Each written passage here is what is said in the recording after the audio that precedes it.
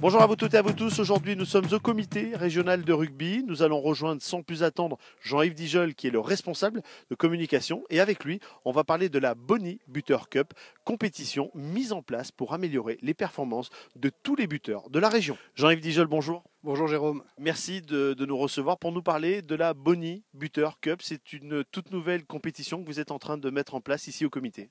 Tout à fait Jérôme. Alors en fait on met en place une coupe du meilleur buteur auvergnat pour le championnat amateur, pour les clubs d'honneur, de promotion d'honneur et de première série pour cette première année. Et nous allons essayer donc de faire évoluer les buteurs du championnat amateur pour leur donner le plus de compétences, de possibilités possibles, notamment dans le cadre des matchs qui vont disputer au terme du championnat amateur dans le cadre des championnats de France. Oui, car vous êtes aperçu qu'il y avait une petite carence au niveau des buteurs, ce qui peut-être empêche de remporter les titres nationaux? Tout à fait, on a fait quelques statistiques depuis quelques années. On s'est rendu compte que certains clubs amateurs arrivaient à se qualifier pour les 32e du championnat de France et on se faisait assez vite sortir en termes de résultats. Et une partie des causes tient effectivement à l'efficacité des buteurs. Comment va se passer cette compétition sur toute la saison et quels clubs et quels buteurs vont être concernés? Alors, on a sollicité tous les clubs d'honneur, promotion d'honneur et première série, de façon à ce qu'ils communiquent les résultats de leurs buteurs tout au long du championnat.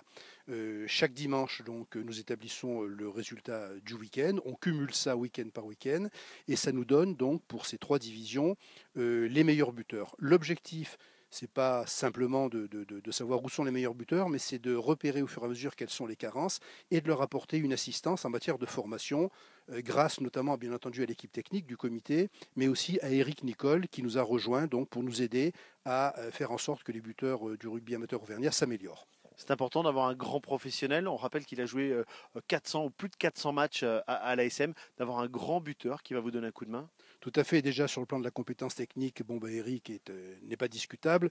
Et en plus, il est vraiment dans l'esprit parce qu'il faut aussi vouloir aider les autres, il faut vouloir les former. Et Eric a accepté donc bien volontiers de nous accompagner là-dedans et on espère que les résultats seront là. Quel a été l'accueil des clubs concernés? Dans un premier temps, on leur demande de tenir à jour des statistiques de leurs buteurs et ensuite de les libérer à certaines occasions. Alors au début, c'est toujours un peu, il faut être pédagogique, il faut expliquer les choses, mais on a commencé à éditer donc après les 2 premières journées les résultats des joueurs et on se rend compte que très vite les gens se sentent concernés et ont envie aussi de figurer dans ce panel. Vous avez nommé cette compétition Bonnie Buter Club. Je crois que Bonnie a un rôle important dans l'histoire du comité.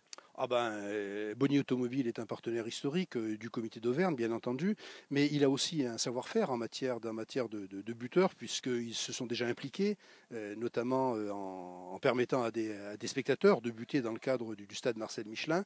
Donc ils sont déjà dans cette logique, ils connaissent bien le rugby amateur, ils sont partenaires du rugby pro et du rugby amateur, et effectivement, grâce à eux, on va pouvoir, intéresser un peu plus les buteurs par l'intermédiaire de dotations, de reconnaissance que la maison Bonnie Automobile nous apporte.